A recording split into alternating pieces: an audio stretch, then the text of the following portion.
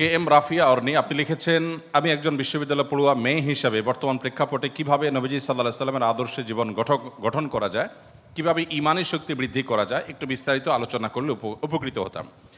আমাদের মুসলমানদের একটা বড় সমস্যার জায়গা হলো আমরা সব বা বেশিরভাগই জন্মসূত্রে মুসলমান, আমরা শুনে শুনে মুসলমান, আমরা জেনে শুনে মুসলমান খুবই কম।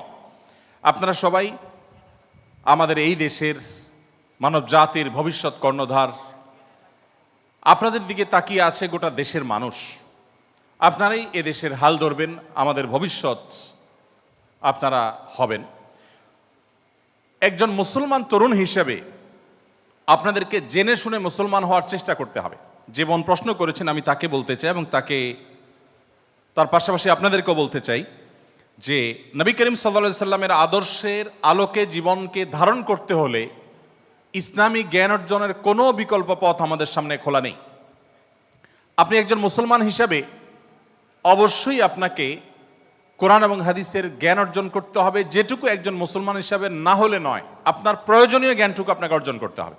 সেজন্য আমি একটা খুব ছোট্ট রোডম্যাপ দিতে পারি।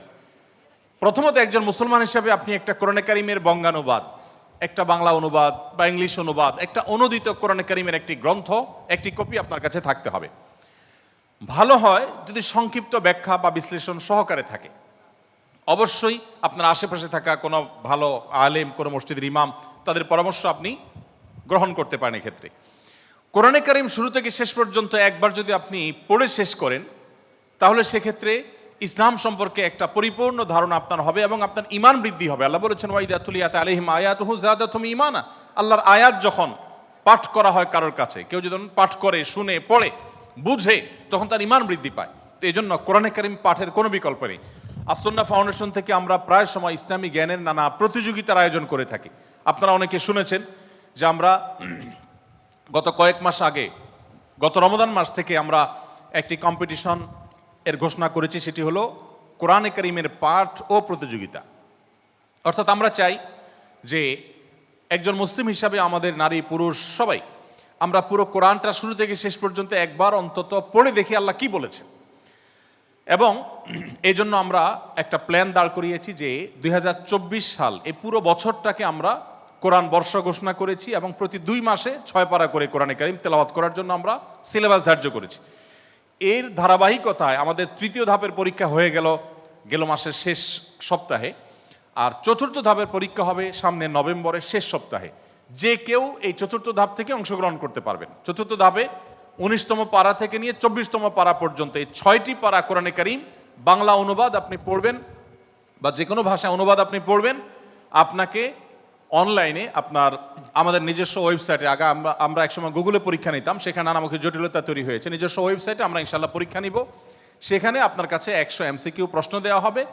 জাস্ট কোরআনে কারিমের আয়াতের অর্থ যদি আপনি বুঝেন, তাহলে আপনি পরীক্ষা দিতে পারবেন। কোনো ডিপ তাফসির, ব্যাখ্যা, বিশ্লেষণ, নিগুড় রহস্য এর কিছু জানতে চাওয়া হবে না, কোনো হিস্ট্রিক্যাল বিষয় জানতে চাওয়া হবে না। জাস্ট অর্থ সহকারে আপনি বুঝলে সেখান থেকে আপনাকে প্রশ্ন করা হবে।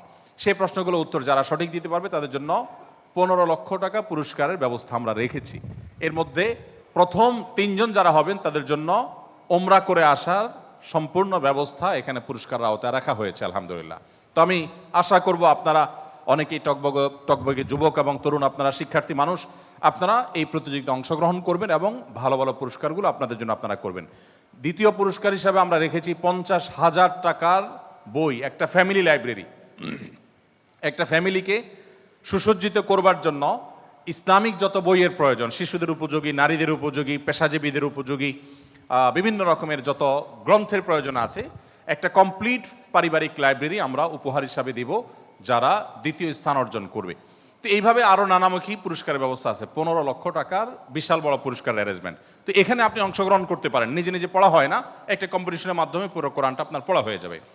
এর বাইরে আপনি নিজের চেষ্টা করতে পারেন। পুরা 30 পারা কোরআনের এক্সামটা হবে ইনশাআল্লাহ সামনের রমজান মাসের শেষ শুক্রবার বাদ ফজর ইনশাআল্লাহ তাআলা অনলাইনে আমাদের পেজে ইনশাআল্লাহ দেওয়া হবে।